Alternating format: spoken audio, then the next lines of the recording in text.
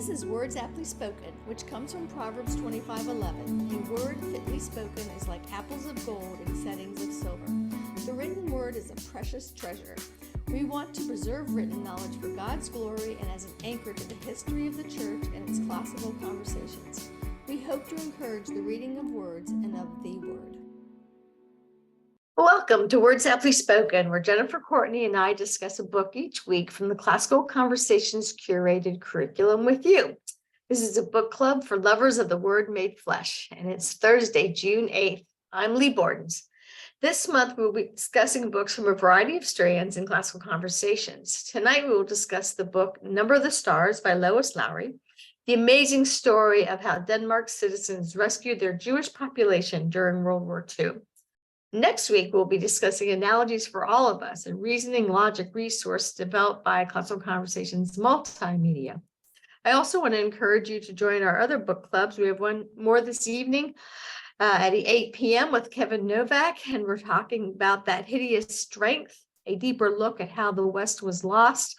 And in the fall, we'll be resuming our book club with Kirsty Gilpin on the math map. So take a look at leebordens.com in order to know when things are happening. And you can always go to my @LeeBortens YouTube channel in order to see the past podcasts and book clubs that I've been making since January.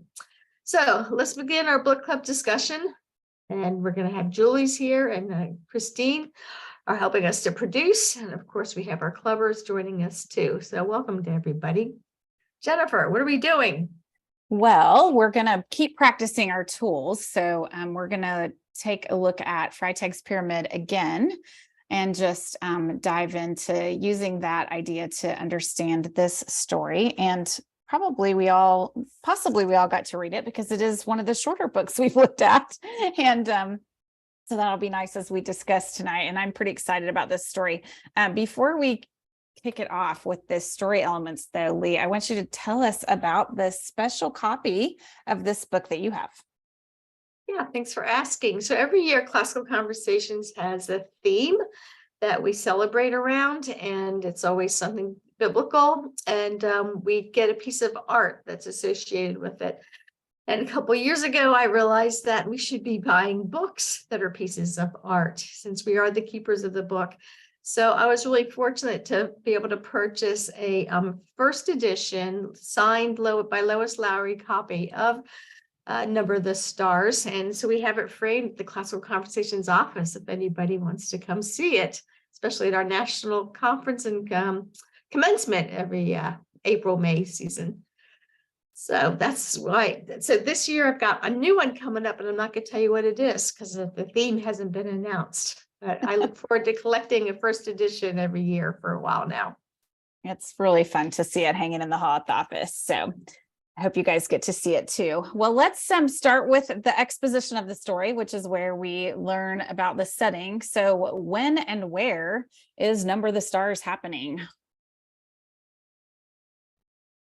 Anybody can answer. So we introduced it by saying it's a World War II. Yep. Hey, but we all assume we know when World War II was. This is a long time ago now. When was World War II? Anybody have some dates? For Europe, it probably started, about 37 or 38? And then we didn't get into it until 41. It might be 39. I don't know. 39 keeps sticking out in my head, but maybe that's the year of... Sorry, go ahead. It may be sticking out in your head from the Foundation song. It could be. Can anybody sing the Foundation song? I can't. Oh, I was trying to remember the tune, but it's World War II began in 1939 when Hitler invaded Poland. That's how it starts. Two engagements that helped the United States win the Pacific Front were the defeating of the Battle of Midway, the Battle of Midway, and this and dropping atomic bombs on Hiroshima and Nagasaki. There we go. Between the two of us, we got it. There you go. Yeah, good. Memory masters. That's right. Yeah. So for people who don't know, my children are old enough that all of those songs and timeline cards are different than when they were going through the program. So I did not memorize what you guys memorized. You'll have to Thank you, re- Jennifer, for reminding us. Yeah, you'll have to relearn it with the grandkids.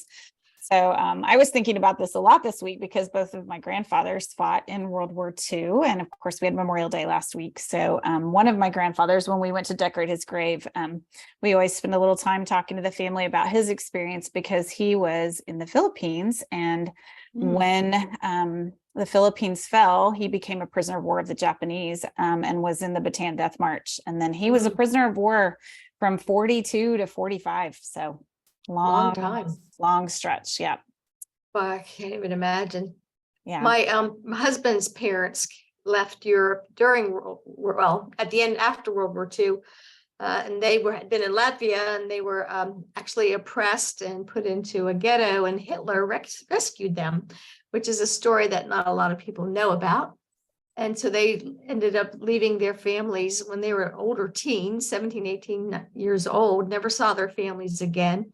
They lived in Germany, which is where in a displaced person camp, which is, better than a concentration camp, but still not very nice, until they were able to get to the United States. Wow.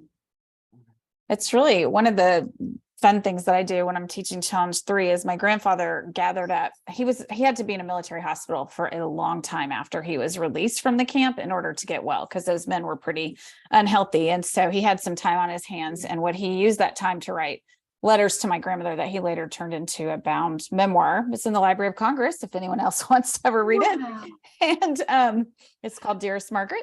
But he also recorded poems that the men in the camp had composed, and he kept good records of the names of the men in the company. So it's a really interesting, a lot of it is about food because food was scarce. So yeah, and we're probably, Michelle can tell some, and we're that probably the last generation that's going to know intimately World War II stories that relate to our family, because it is getting, farther and farther away. So thanks for sharing that. I know that my husband's family won't eat corn because of that time that they were in the camp, that very often the only food they had was animal feed. And so my mother-in-law said she would never eat corn again. She got out. So. My grandfather never ate a grain of rice until the day he died because he got about, it was half a cup, sometimes a cup of dried rice a day was one of their rations. And so he didn't eat rice again. So these are all good introductions to what this story is about and the atmosphere of what was going on there. So go ahead, Jennifer. Yeah, so you can have a really good conversation with the common topic of circumstance, looking at, we're here in the center in Denmark in 1942, but you could spend some time with your family looking around at what was going on in the other countries, since it really was all of the world. You could take some time to survey the landscape. And this book is different from some of the ones that we've talked about recently. If we look back to Little Britches, say, where we got to see a long stretch of time in Ralph Moody's life, where we look at Amos Fortune and Nat Bowditch, where we saw a huge stretch of time in their lives. This is very concentrated, almost more like when we read Harvey, and that action was compressed into a tiny time frame. This is, a very short amount of time.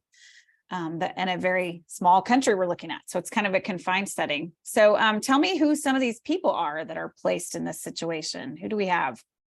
Before you answer that, can I ask you a question, Jennifer? Yeah. I just thought of, with what you just described, what's the difference between a compressed novel like this and a short story?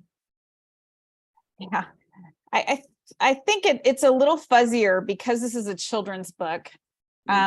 Shorter children's books get to be called novels. If this were adult literature, it would probably be in that sort of middle genre, the novella.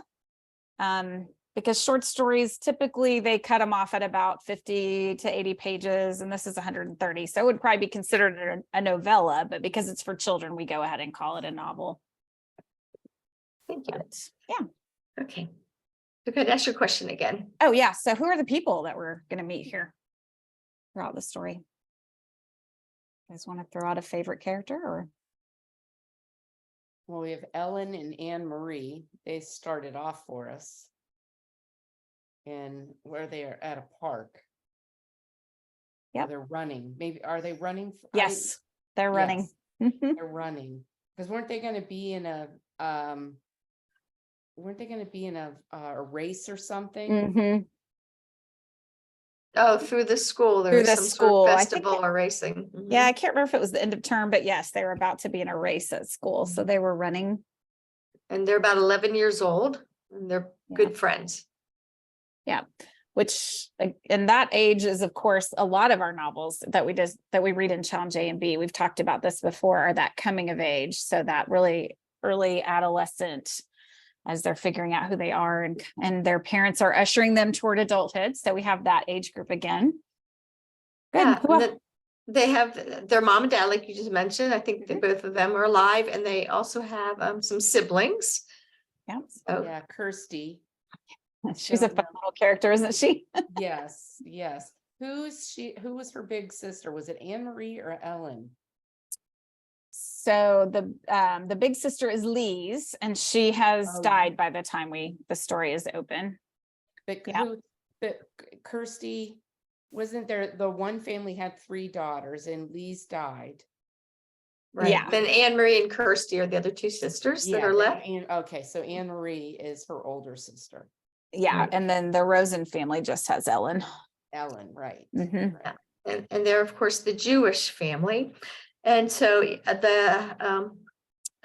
Lise isn't around, but in this short story, that's important because Ellen can now hide as Lise. Yes. Yes, that turns out to be really important. So who else have we missed? There's a few more that we need. So Peter was Lisa's Mhm. fiance. Yep. Mhm. Yep. And then of course the Mr. various Hansen, soldiers. Yes. Yeah, we've got Mhm. German soldiers, and that's really one of the first characters that they run into in the scene Michelle was describing, right? As they're racing, that the girls run into a German soldier Mhm. for one of the That- many. Yeah. But I think that's really interesting about the book is that she makes Lois Lowry, the author, makes the German soldiers human. They're not just all bad guys. Some of them are just very young boys who are doing what they're told to do and are just trying to keep the peace on the streets. And then, of course, there's other ones that are nasty. Yeah. That's an interesting feature too of a World War I book.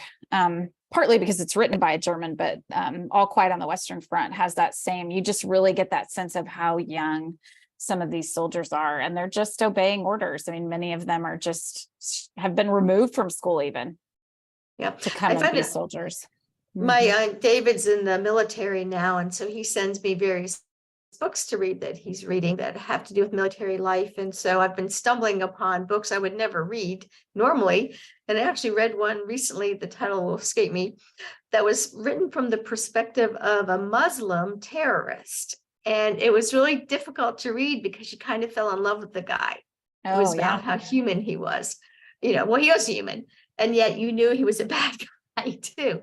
So that's, of course, that was an adult book. That wouldn't happen, I don't think, in any of the books that we would pick in CC, because we're trying to help the children have more black and white. Not that there's not great characters, but they are children, and we're helping them develop a sense of loyalty to their family, loyalty to their country in the stories that we pick. Yeah, that's a really good point, Lee, because we've talked about that before with the idea that our literature is structured so that in A and B, not just the children, but also the families who maybe didn't grow up reading, get their feet under them. And it's not just that the stories are shorter or more simple, but it's also that idea that there is clear right and wrong. We don't start them off by offering up a lot of murky characters. And we've made a lot of connections also to fairy tales, and that's the same way they work. It's pretty clear who the good guys and the bad guys are, and you get some practice and get some life experience before you start to have to deal with those shades of gray. Mhm. And we believe there are good guys and bad guys. Right. Yes. So In one fact, of the kind of hidden good guys in this one is King Christian X. Does I was anybody want to share hoping, what they yeah. know about him? Well, I was just thinking, I really enjoyed that they brought him into the story, and maybe he wasn't a character that we really met firsthand, but I enjoyed listening as some of our other characters spoke about him, and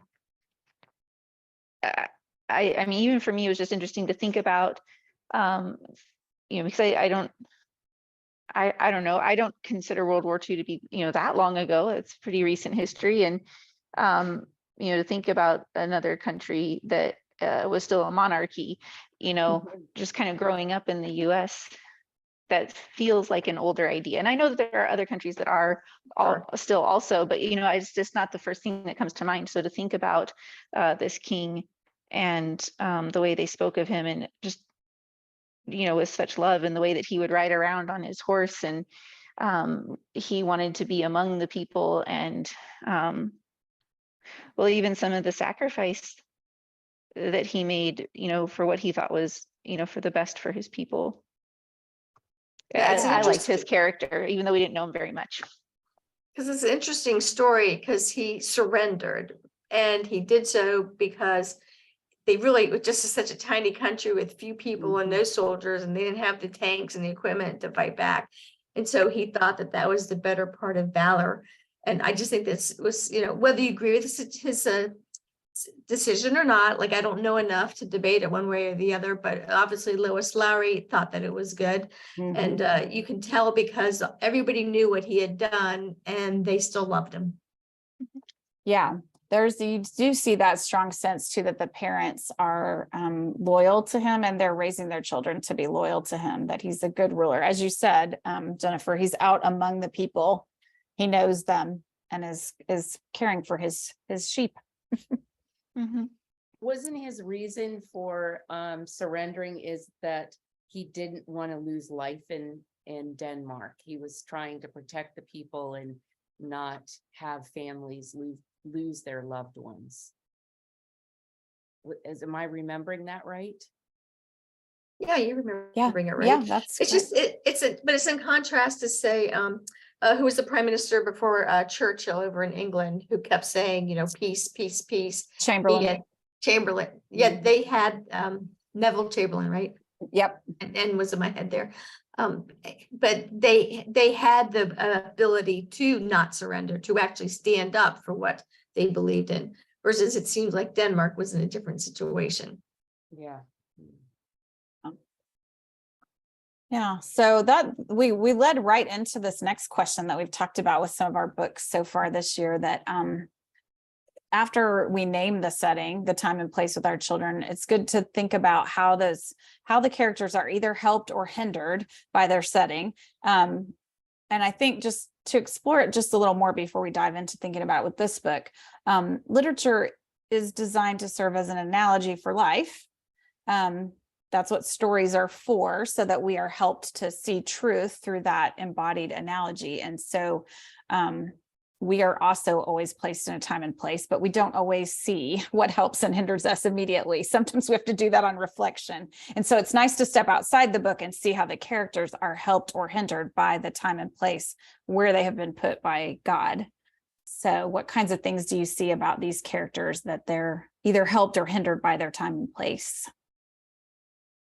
Well, thinking about Peter, who we haven't said much about yet, and Lise is dead, and he's a young man who could have been conscripted, but is since there's nowhere to be conscripted to, he ends up being in the underground, and he has to rise to some levels of just wit and heroism that in another situation he may not have been tested ever in. Yeah, that's good. And those are, it's interesting to me, there's a huge upsurge now in very particular stories that are being told about people who served in the World War II resistance. So we've told a lot of soldier stories over the years, and now in recent years, there's just been a number of works published about people in the French resistance and the Dutch resistance. And I've enjoyed diving into some of those stories and seeing those people who were placed in that time and how they used it well. So one of the things, okay. I was just going to say another along those lines, what you said. I think bravery is another thing that her mother showed, and Anne-Marie was able to grow in that, whereas other circumstances, maybe she wouldn't have ever seen her mom have to step up and protect and be brave. I thought about her a lot too, Julie, because as much as we all think Kirsty is a cute little girl, and she absolutely is precious, she's also a liability in dangerous times like this. Her having to keep her mouth shut is a difficult thing for the parents to negotiate. And there's just that having children in times of danger, having small children is really a liability. Yeah, but there's been a lot of movies about that and books too. One that sticks with me is that there was an Italian movie, Life is Beautiful, where the dad had to because his son was not raised to be obedient and his father didn't want the Nazis to get him. The father has to, for 2 hours, trick the kid into obedience. And boy, I was a young mom when that movie came out and I just left sobbing. Of course, it's meant for you to be sobbing by the time it's done, but just so convicted by that. My children need to say, yes, ma'am, the first time. Yeah. And of course, Christy here is so young, she's not going to be able to do that. Yeah. That's an interesting contrast. And some of the books we've looked at, like Little Britches, that obedience, even though Ralph is kind of ornery and doesn't always obey the first time, it is clear that it's a matter of life and death many times. Because, when he doesn't obey, there are serious consequences. So, yeah. Did we talk about Uncle Henrik when we were doing the characters? I lost track of our list. Nope, talk about Uncle Henrik. Okay. Well, I was thinking about him because he's one of the characters that's helped by the setting because he has access to the sea in a boat. So that ends up being pretty important. His humble life as a fisherman is changed, but he has access to things that allow him to do this work of rescuing. So, any other thoughts you guys have about either helps or hinders? Hinders. But just the fact that they were a small country of similar trades, the fishermen, made it possible for the rescue to occur. There probably didn't have to be a lot of open explanations. I'm sure there was a lot of just, head nods, and that was enough to know which way the wind was blowing, how strong the current was, and where these men and women were going to be and children were going to be taken.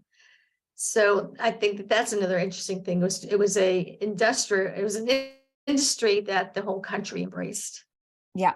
So there was a lot of knowledge. That's good. All right. I'm going to let you do our ad, Lee, before we keep going. Okay, great. So I'd like to thank our sponsor, Classical Conversations Books, books.com, where the books discussed can be purchased. We have the entire 2023 Words Aptly Spoken book list at leebortons.com. That's also where you click in order to get on to the Zoom, in case you're watching this and haven't been able to join us live.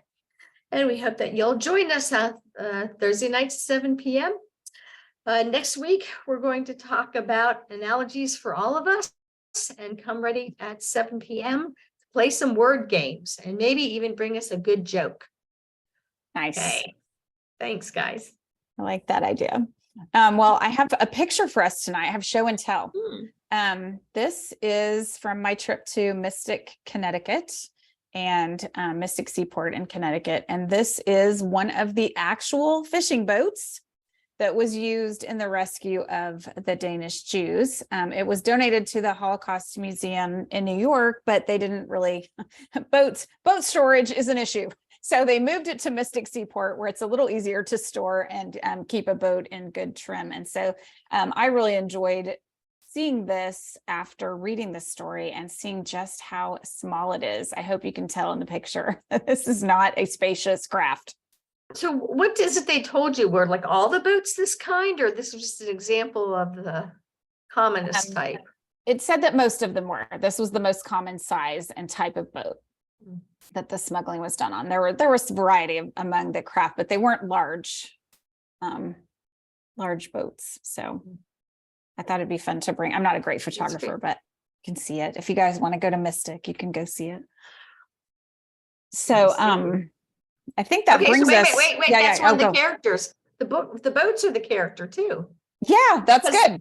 Yeah, because if they weren't seaworthy and they couldn't hold a certain number of people, and it looks to me, looking at it, there's plenty of room to hide. There's space. There is, as small as it is, there's a lot of space that is hidden below the deck, isn't there? Were you allowed to go on the boat and go under the deck? Not this one. No, Okay. Not this one. So they have many ships that you can go in, larger craft, but not this one. So yeah, that's a good point, Lee, too, because we may talk about some books throughout the years as we get through these where not just inanimate objects end up being important characters, but also countries themselves can be a character. So if you look at a book like Passage to India, it's clear that India actually is the main character. Mhm. So it's fun to think about that idea. It is fun. Yeah. So we've kind of danced around the problem. So what problem is the Johansson family and the other Danish people? What are they trying to solve, and how do they manage to do it? Well, it's coming to a point that they need to help the Jews get out of Denmark. Yeah. And how did they learn about that? Do you guys remember how they knew it was time? Was do there know. a sign in town? There was a Jewish man who was working with the Germans in some other capacity.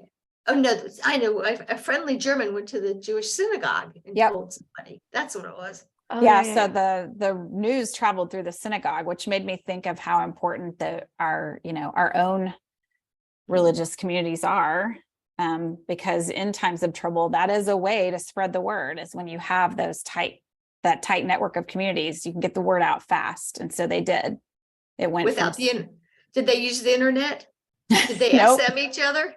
Nope. You mean they could talk without that stuff? They managed it, and they managed to spread the word pretty far and wide. From that one Mhm. synagogue, it spread pretty fast. It was like a mobilized army. And Anne Marie and Ellen did not have to have a mobile phone. No, They did not. I know. it's amazing. They did have to know how to find their way around, and they definitely thought through some problems. So what kinds of things besides the fishermen helping, do you guys any other things that helped them get the Jews out? Well, we can talk about the chemicals. Yeah. So some of the Jewish chemists had realized that the dogs would be sniffing, trying to find various people. And so they came up with a concoction that the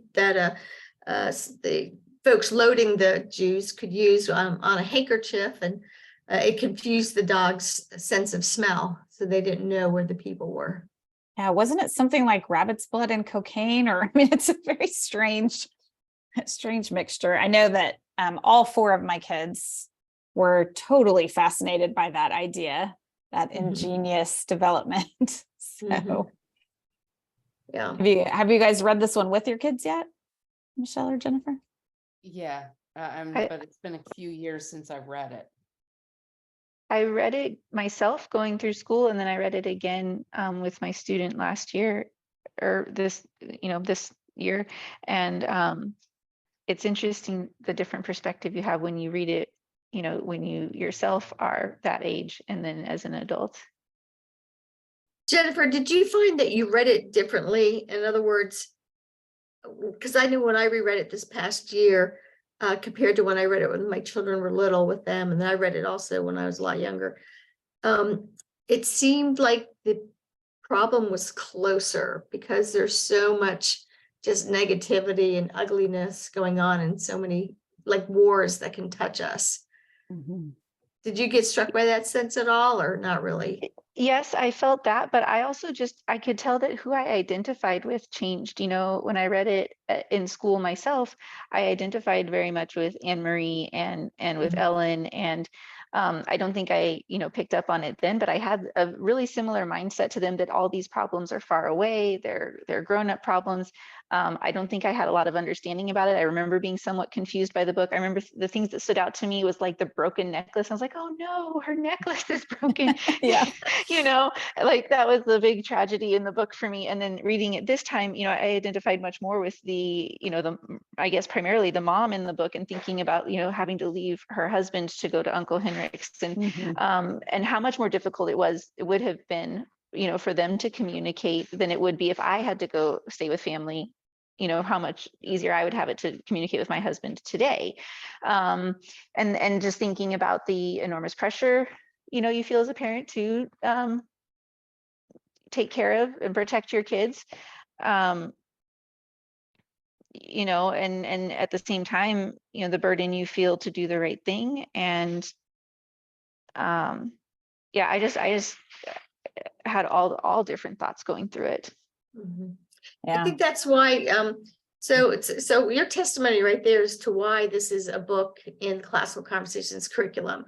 It is totally approachable by the child. It's a coming of age story. There's little girls whose necklaces get broken. There's soldiers that boys have to, that tease and throw rocks at. But it's a classic. It's good for all ages and all people and all time periods. So thank you for sharing that with us.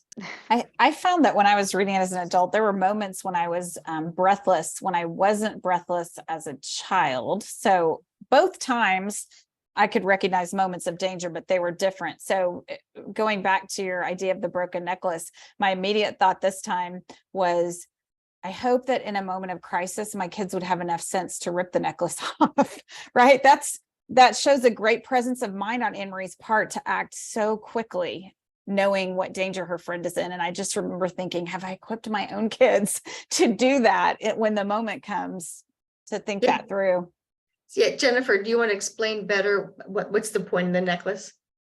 Well, yeah, it's her. So it's on the cover if you have the edition. So it's her Star of David necklace that identifies her as a Jew. And since they've been pretending that she's part of their Christian family, when the moment comes and their house is searched and they're questioned, she needs to not have that piece of jewelry on. And Anne Marie rips it off very quickly. There's almost no time to deal with this. They can't even get it unclasped. That's why it's broken. And I just thought, I hope my kids would have the presence of mind to reach up and do that in that moment. So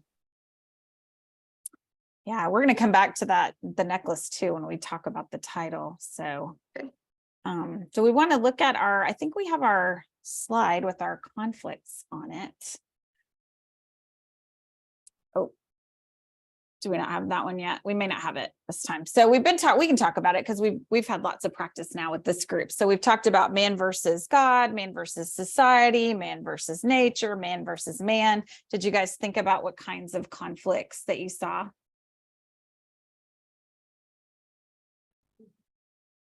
Well, I think we could go one by one. All of them are in this book. Yeah. So for me, man versus nature, just trying to figure out the main problem. How do you get them all off the island? And what's the weather and the ocean and the pathways going to do? The dogs. The dogs, yeah, that's part of man versus nature. Yeah, that's another Yeah. way that this changed for me as an adult. I think when you're a child, it's possibly hard to see past the man versus man. You know, it's a war book, and therefore the conflict, you can close the book on it. It's man versus man. There's nothing else to see here, because that's the obvious conflict when you're 12 or so. I cut someone off. Was that you, Jennifer? Oh, I was just saying, I know probably, as you mentioned, the big one, the obvious one is the man versus man. But as you were asking, the man versus nature is what came first to my mind. Also, they talked a good deal about that path through the woods, and that her mother knew it like the back of her hand from growing up there. But, in the dark, it was really hard for Anne Marie, or at least challenging, possibly dangerous for her, just the terrain of the path. And then, as far as, kind of tying back in with our questions about what kinds of things help them, they had a certain code that they would use when they were talking to discuss, when they were going to act, and whether, it was a, beneficial time, and whether things were in their favor. And part of that included the weather, and they would need the right weather to be able to get these people across the water. And if they've got them all gathered in the house, and then all of a sudden the weather shifts, I would think there is that, holding your breath in that time there. Yeah, I was saying we had the privilege when Ben graduated from Challenge 4. We give our kids a choice of trip, and he really wanted to go to Normandy. And so we took the family there. And one of the things that we all honed in on was just Eisenhower's obsessive weather watching.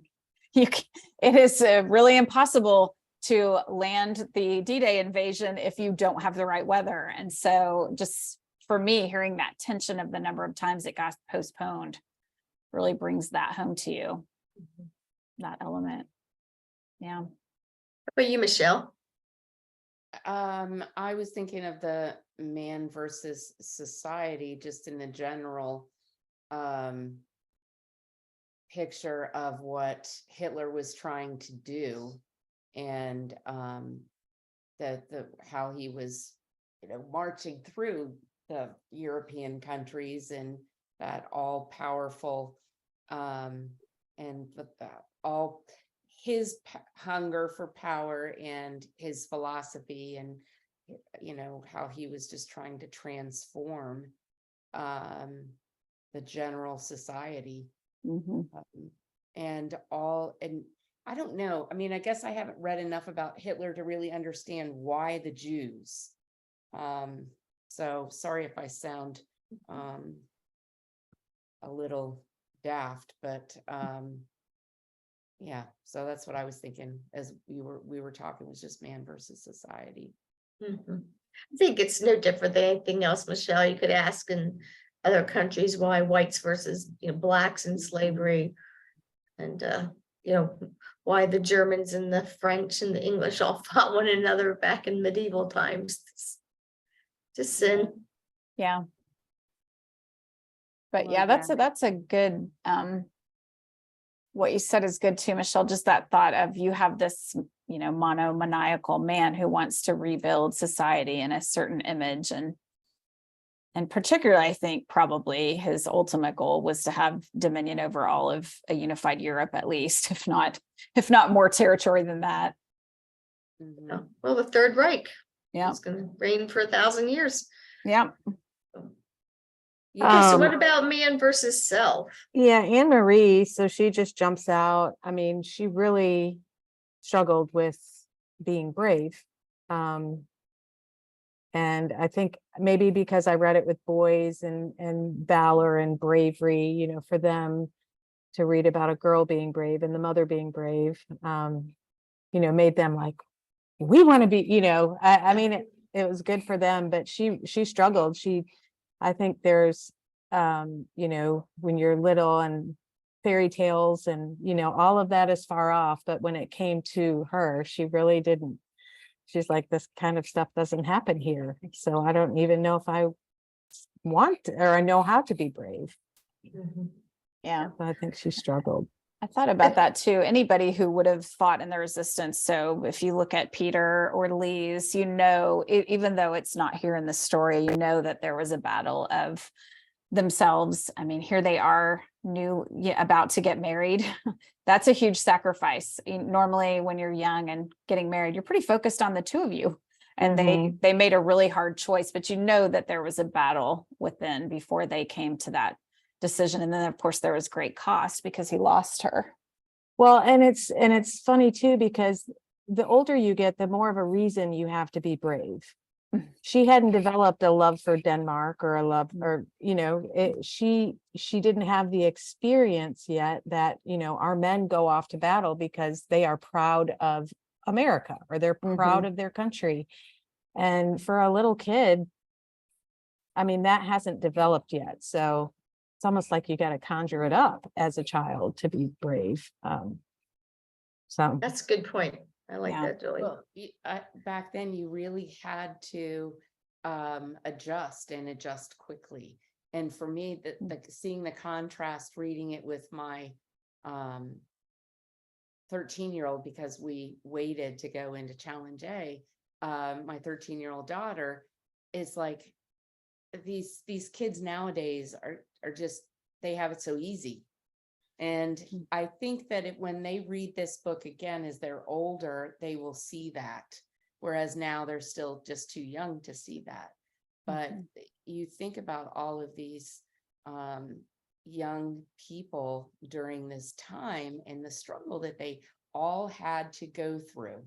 And they didn't have a choice. They had to step up to what was expected of them.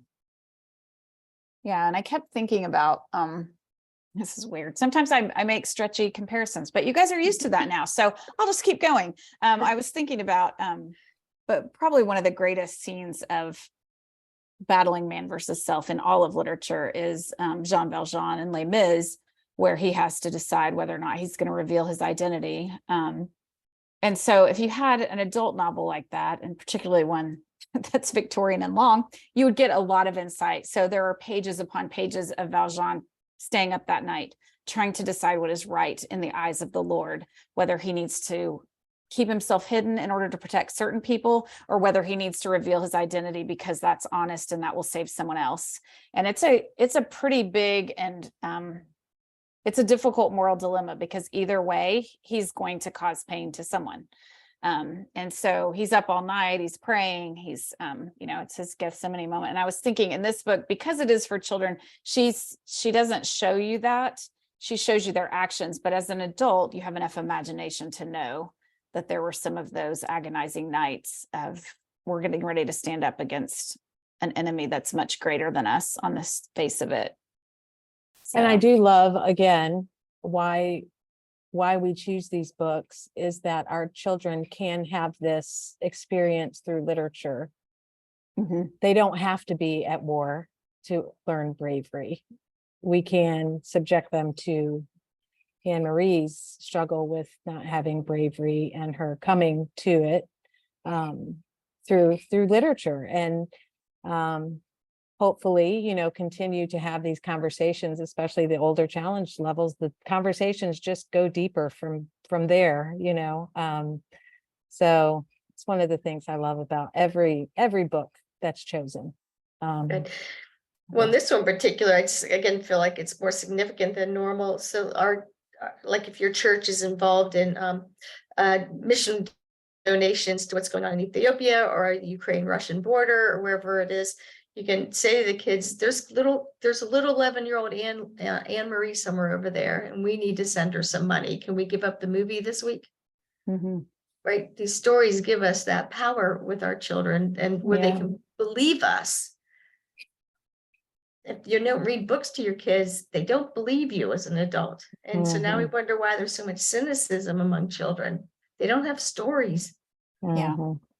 I don't Yeah. think I read Number of the Stars when I was younger, but I do remember reading The Diary of Anne Frank. Mhm. Me And too. oh my goodness, I probably was about 9 or 10 when I read that.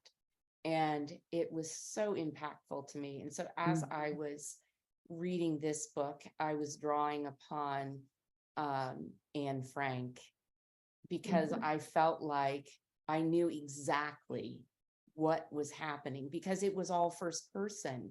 So she painted such a picture through her diary of what it was like, and that fear of being found. And so it allowed me to even have more empathy for what was going on with Anne Marie and Ellen.